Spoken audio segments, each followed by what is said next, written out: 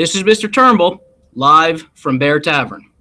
I hope that you can hear me, and I will be looking at, as we speak, the Twitter account. Remember what we said earlier? If you are on Twitter and you use the hashtag BTReadAloud,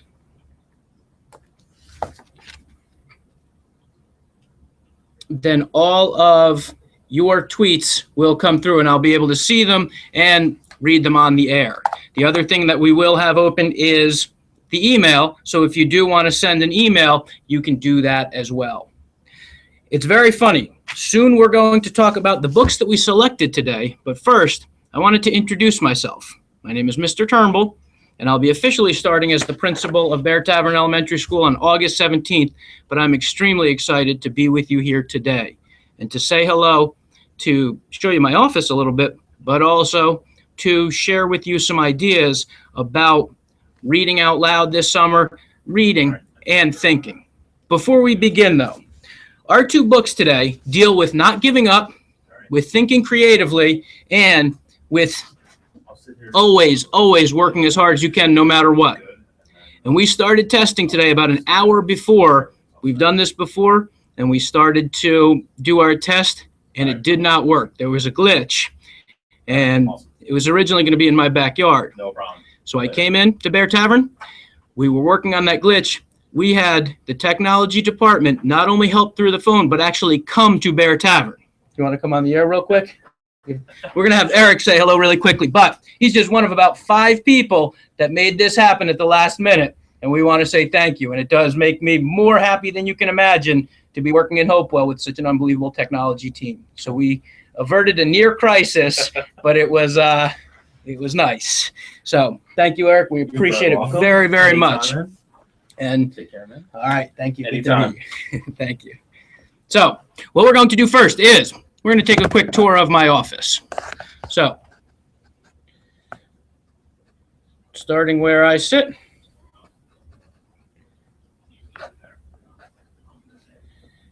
We're still working on one wall, but we do want to give you the welcome. So my name is Christopher Turnbull, and I will be beginning, as we said, in a few weeks. And I have been working in Lawrence Township Public Schools for the last 15 years. So I started as a 5th grade teacher, and then I taught social studies in middle school, and I became a district supervisor of humanities. And then I had the opportunity to be the principal of the Lawrence Intermediate Lower School, and most recently, Ben Franklin Elementary School. So those were very exciting experiences for me that I wanted to share with you, but also wanted to let you know a little bit about myself. And I believe that there will be a number of, opportunities to get to know each other, but the main goal of today is to have a little bit of fun and read some books that I think are really great books, but also to really learn what I think is important and what I hope to do this year, as well as some ideas for making it a great summer of thinking and reading. So the first thing I wanted to talk about before we get reading, because hopefully we have some students here that are from pre-K and kindergarten all the way up to 5th grade. So very purposefully today we picked 2 books that work great for any age because they are simple enough to be understood, but they have deeper meaning that'll help make us think. And as I said before, the biggest thing that we can do this summer to stay mentally strong and to stay sharp is to think. And that sounds wild, but I'm also going to tell you a few ways we can do it, some fun activities and some other things that we can do just to be really good thinkers. So, what do you read? And I brought with me a stack of things just to show you. Don't worry, we're not going to read them. But this summer, I'm going to read some books that are professional books that are for grown-ups. What great principals do differently I've read, but I'm doing a reread. The Power of Branding at Your School, Sparking Student Creativity. So those are all really important ones, but I don't expect a 3rd grader or anyone else to want to read those. So I wanted to share with you some things that are happening at the Turnbull house. And before we even start, I want to let you know, you can tell by looking behind me, I went to Trenton State College and the College of New Jersey, both for undergraduate and then graduate college. But I do have 4 children. I have a soon-to-be 4th grader named Christopher, a soon-to-be 3rd grader named Colin, a soon-to-be kindergartner named Logan, and a 15-month-old girl named Maeve. So throughout the broadcast, if we do have any connections, even though I can't see you, it's okay to use the connection symbol. So if you're an incoming kindergarten parent and you're a little bit nervous about sending your student to kindergarten, don't worry. I've been there and I'll be there again with you. We'll do it together.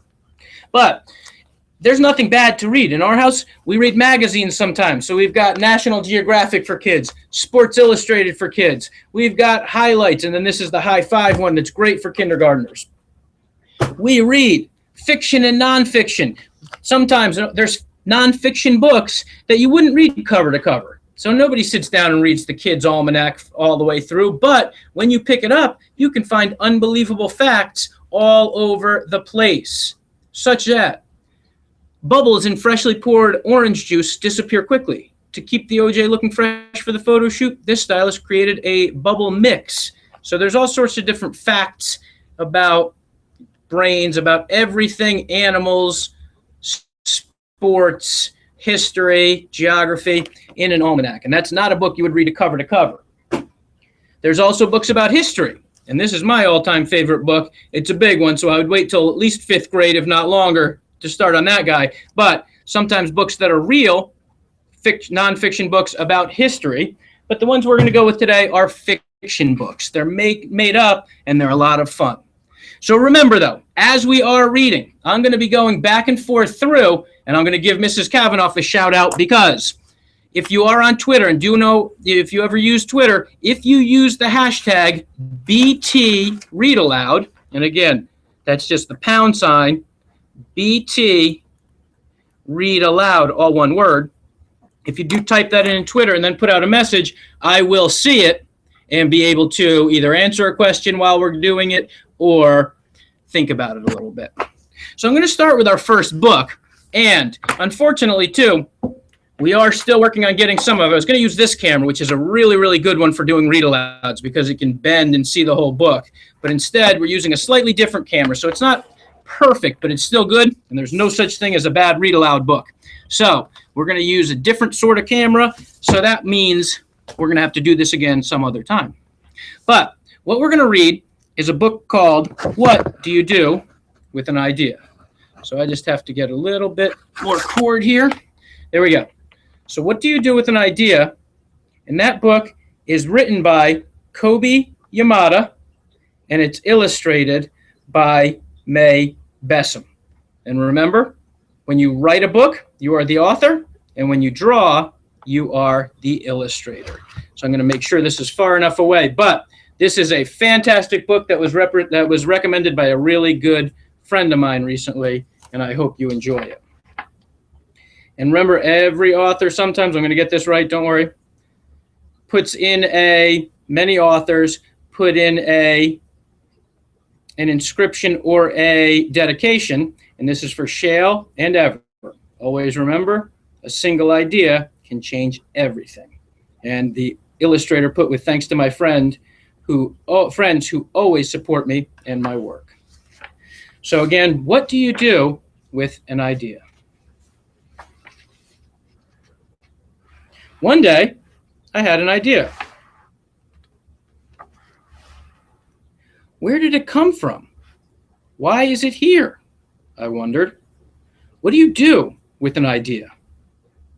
And bear with me, I'm going to get better as we go because everything that I see on my screen is backwards. So for me to get all the screens on the thing, I have to do it a little bit backward. But I want to point out the little egg with the crown.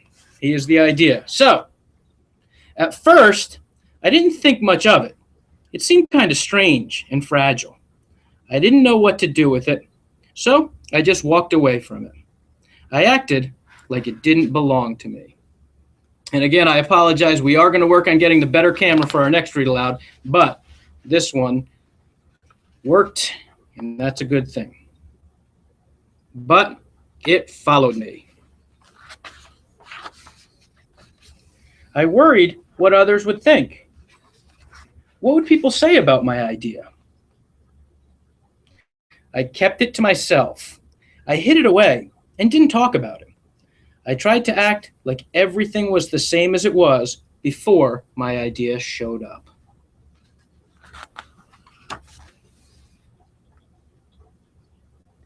But there was something magical about my idea.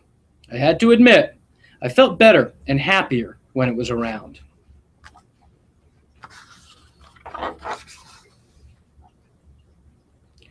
It wanted food. It wanted to play.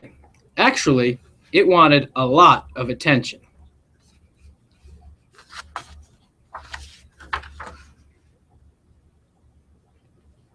It grew bigger, and we became friends.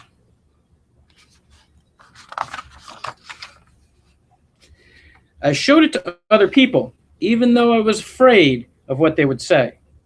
I was afraid that if people saw it, they would laugh at it. I was afraid that they would think it was silly. And many of them did.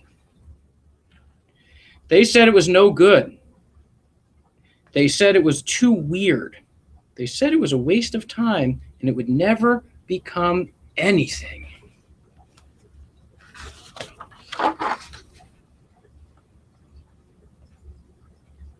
And at first, I believed them. I actually thought about giving up on my idea. I almost listened to them.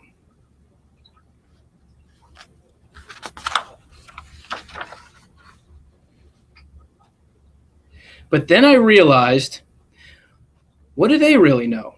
This is my idea, I thought. No one knows it like I do. And it's okay if it's different and weird and maybe a little crazy. I decided to protect it, to care for it. I fed it good food. I worked with it. I played with it. But most of all, I gave it my attention. And here he is working and playing with his idea. And if you notice, it's getting bigger. So remember, if you have connections, you can email me at christopherturnbull@hvrsd.org and just put your question or comment in the subject line, or you can tweet with the hashtag at BTReadAloud. My idea grew and grew, and so did my love for it.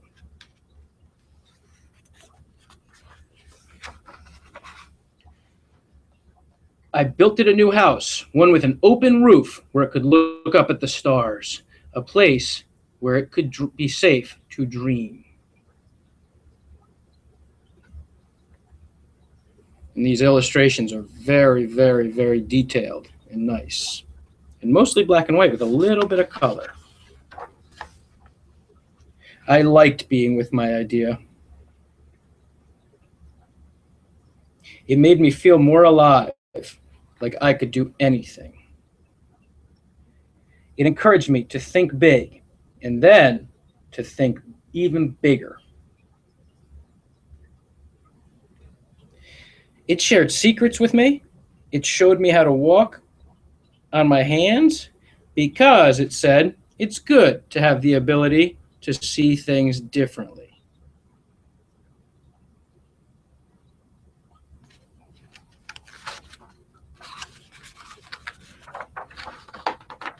I couldn't imagine my life without it.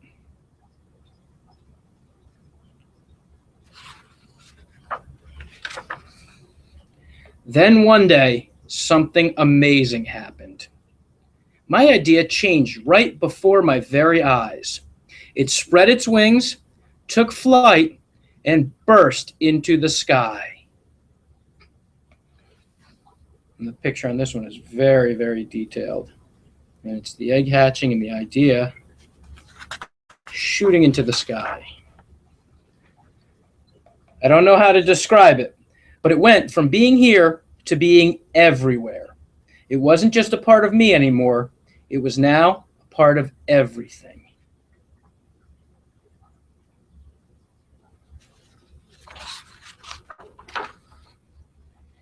And then I realized what you do with an idea. You change the world.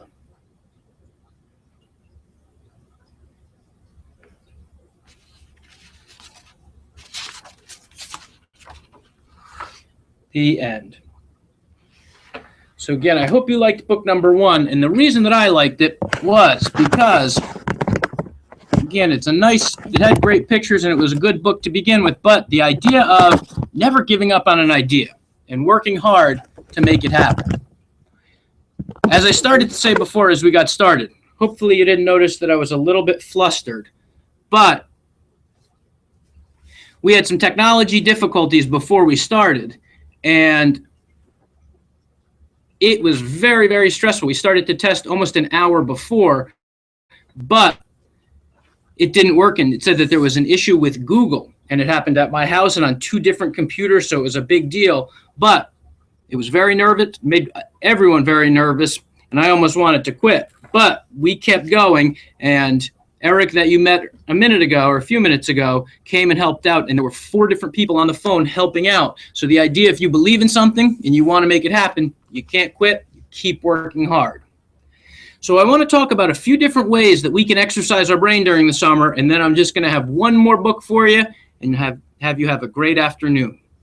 But the key to thinking and to being creative and to having fun is to make open-ended opportunities to think that there's no right or wrong answer. So if you have gone on vacation, or if you're going on vacation, give me a connection sign right now. Some things that you could do, whether you're in the car or whether you're on vacation, no matter what, is to observe and to think. And one thing I like to do and to encourage people to do is make an A to Z list. And that means whether you're at the beach, whether you're at your grandparents' house, whether you're in your own house, you look around and you say, can I find things that begin with the letter A, with the letter B, and keep going through to find as many as you can, because the challenge is to keep going. And the fancy word for that is called persistence. So you keep thinking and you don't give up. And sometimes we like to do it for about 2 or 3 minutes of as many ideas as you can get. And a good friend of mine who's really, really smart, she called it a Think-a-rama, where you take 2 or 3 minutes and you generate as many answers to questions as you can, and simple questions like, how many things are blue?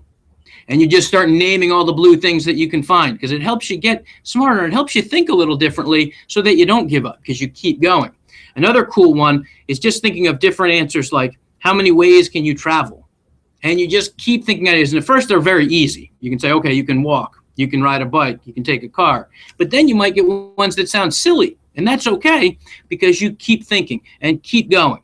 And the last one I'll share with you is thinking about ways that things are connected, where you could say, how is a blank like a blank? And if you're at the beach, you can say, how is a wave like a cloud? Or if you're in the mountains, you can say, how is a tree like a rock? And start to think of those connections. And there's some that come really easy right away. But if you start thinking, a lot of times there's no wrong answer. And you can start to have a lot of fun by thinking of a lot of great answers. So that's my challenge for everyone this summer, is to keep thinking, to keep reading, but to also make sure that you don't give up after the first answer or two. If you give yourself some of these tasks, you think of as many great ideas as you can do. So I hope that's helpful. And I hope that it helps out. Now, we do have one other book. And do me a favor, if somebody's out there, can you please either email me, like we said, at Christopher Turnbull at HV, Hopewell Valley Regional, RSD.org, or on Twitter to make sure that you can see or hear okay. Because my computer was on mute, but I think that was just the speaker. So I'm hoping you can hear okay. But if you can, just let me know that through a tweet or through an email. And then our last book of the day, it's called Rosie Revere, Engineer. And that book is a really fun one, because not only is it fun and the message that we were just talking about not giving up and about trying some different things, that's what this book is about, but it's also based a little bit in history, and we're going to talk about that connection. And some of you might think of something that sounds similar if you say Rosie the Riveter. So this looks a lot like it. And when I look at the title, I can actually even see a small little picture right over here. So hopefully that helps. And again, if you can hear okay, somebody just give me a tweet or give me an email. Okay, great. Thank you again, Charlotte. I appreciate that. You're a good helper. And I want a quick vote of what's better. If I hold it, was it too shaky before? Is it better if I just hold the picture up like this after I read? And as I said, don't worry and don't give up, because next time we're going to use this camera. But the vote is, and you can vote by email or you can vote on Twitter, but just to let me know if it's better to just hold it up and keep the camera steady or to move the camera around throughout the book. So I'm going to start with holding the book up and see if that works well. And again, this is called Rosie Revere, Engineer. And I think it's good for all ages. This is the story of Rosie Revere, who dreamed of becoming a great engineer. In Lila Greer's classroom at Blue River Creek, young Rosie sat shyly, not daring to speak.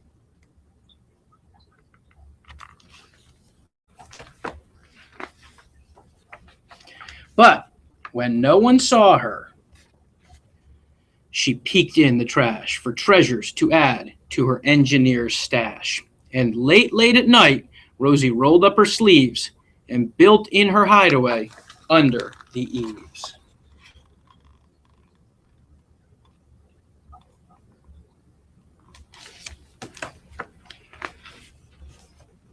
Alone in her attic, the moon high above, dear Rosie made gadgets and gizmos she loved.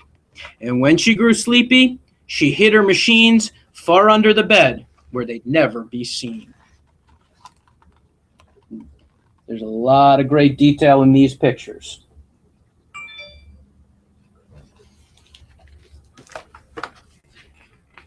And what I'm going to do is some of the pictures, I'm actually going to take a picture and attach right to the S'more newsletter that we sent out to invite everyone, so that next time you log into it, it'll work out great. When Rosie was young, she had not been so shy. She worked with her hair, swooping over one eye, and made fine inventions for uncles and aunts, a hot dog dispenser, and helium pants. So she was quite an inventor when she was young.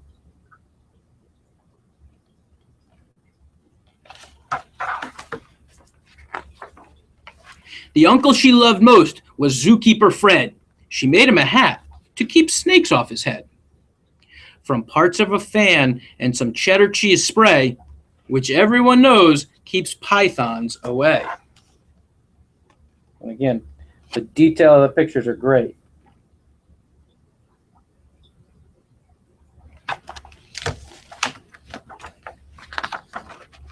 And when it was finished, young Rosie was proud. But Fred slapped his knee, and he chuckled out loud. He laughed till he wheezed, and his eyes filled with tears, all to the horror of Rosie Revere, who stood there embarrassed, perplexed, and dismayed. She looked at the cheese hat and then looked away. "I love it," Fred hooted. "Oh, truly I do." But Rosie Revere knew that could not be true. She stuck the cheese hat on the back of her shelf, and after that day, kept her dreams to herself.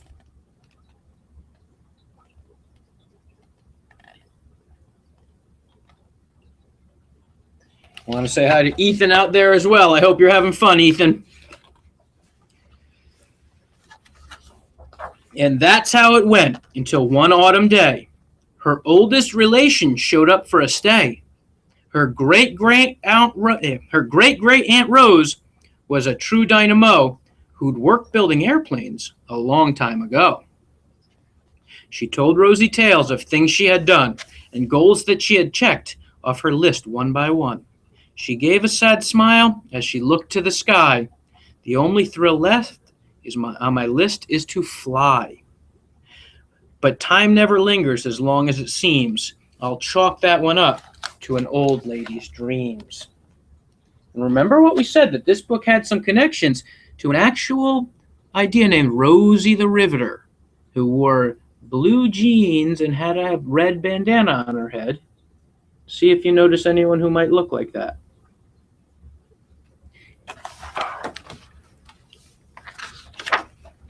That night, Rosie lay wide-eyed in bed. A daring idea crept into her head. Could she build a gizmo to help her aunt fly?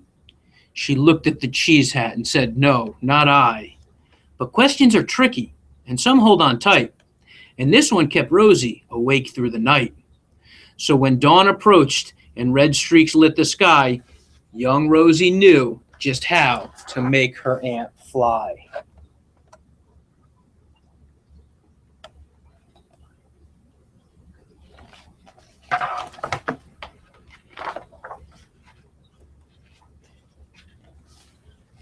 She worked and she worked till the day was half gone. Then she hauled her cheese copter out onto the lawn to give her invention a test just to see the ridiculous flop it might turn out to be. Look at how big this is.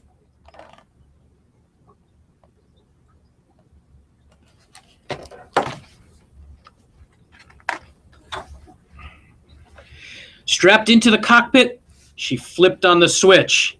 The Hello Cheese copter sputtered and twitched. It floated a moment and whirled round around, then froze for a heartbeat and crashed to the ground. And I have an important question for you right now. If you were Rosie, would you be happy or would you be sad? Think for a minute. Give me a thumbs up if you'd be happy. Thumbs down if you'd be sad right now. And I just heard that this is Maya's favorite book, so that makes me really happy. Then Rosie heard laughter and turned round to see the old woman laughing and slapping her knee. She laughed till she wheezed and her eyes filled with tears, all to the horror of Rosie Revere, who thought, oh no, never, not ever again will I try to build something to sputter or spin or build with a lever or switch or a gear, and never will I be a great engineer. So it looks like Rosie's pretty sad.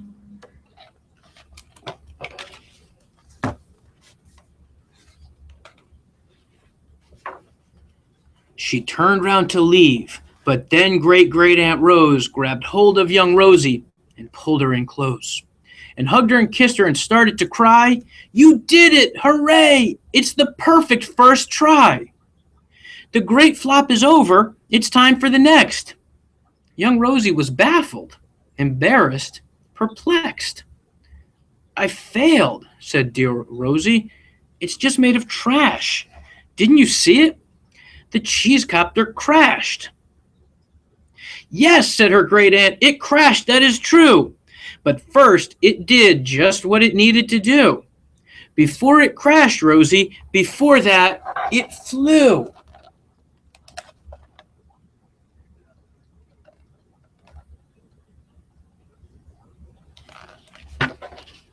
So Josie's enjoying as well. It is a great way to spend a rainy afternoon reading a book. You can't make a better connection than that.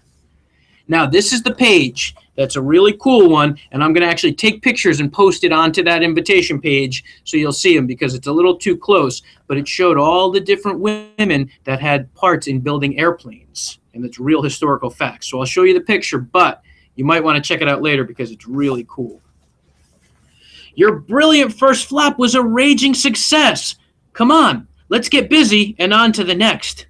She handed a notebook to Rosie Revere, who smiled at her aunt as it all became clear. Life might have its failures, but this was not it. The only true failure can come if you quit. So check out all these details of the drawings, and it gives you the information of all the famous women who not only flew planes but helped to build them, and I'll make that available for you. It's really, really cool. And that's one of the most important sentences that we saw on that page. Life might have its failures, but the only true failure can come if you quit. So I wonder if Rosie's going to keep going. They worked till the sun sneaked away to its bed. Aunt Rosie tied her headscarf around Rosie's head and sent her to sleep with a smile ear to ear to dream the bold dreams of a great engineer.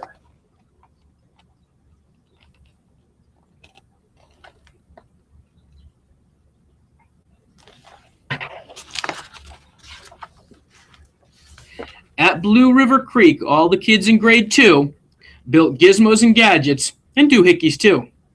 With each perfect failure, they all stand and cheer, but none quite as proudly as Rosie Revere.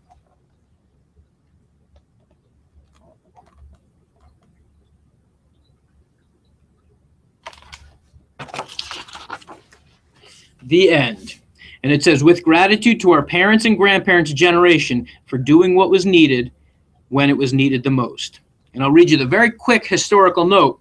It says, during World War II, millions of women in the United States, the United Kingdom, Australia, Canada, New Zealand, the Soviet Union, and other allied nations worked to provide the food and equipment needed for the war effort. Some worked on farms to grow food for the troops. Others built ships, airplanes, tanks, and jeeps. With the help of many women, American factories produced more than 300,000 aircrafts, 86,000 tanks, and 2 million Army trucks during the war. In the United States, these women were represented by Rosie the Riveter, the scarf-wearing fictional character whose slogan was, "We can do it."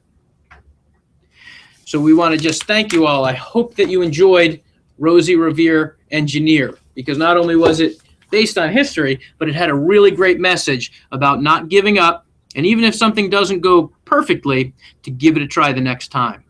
So what I'm going to ask everyone to do who saw or watched, whether it was live right now or whether they see the link later on, email me and let me know if you'd be interested in doing it again.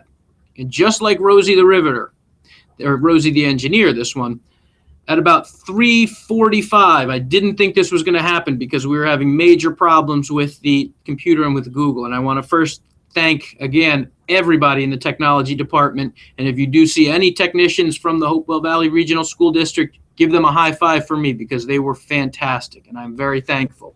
And if we do want to do this again, I would love to do it 1 or 2 more times this summer, and I will get this camera working and this bend so you can see the pictures really, really great. So we can, I promise you we'll do better. But more importantly, though, I want to thank you for spending some time with me today, and also introduce myself again. I couldn't be more excited to be the principal of Bear Tavern, and I'm looking forward to not just a great year, but a lot of great years. So please don't be a stranger. If you need anything, let me know. Again, it's Christopher Turnbull at hvrsd.org. And please call the school at any time. I'll be officially in on August 17th, and I'm looking forward to it. So have a wonderful evening. And again, thank you and good afternoon.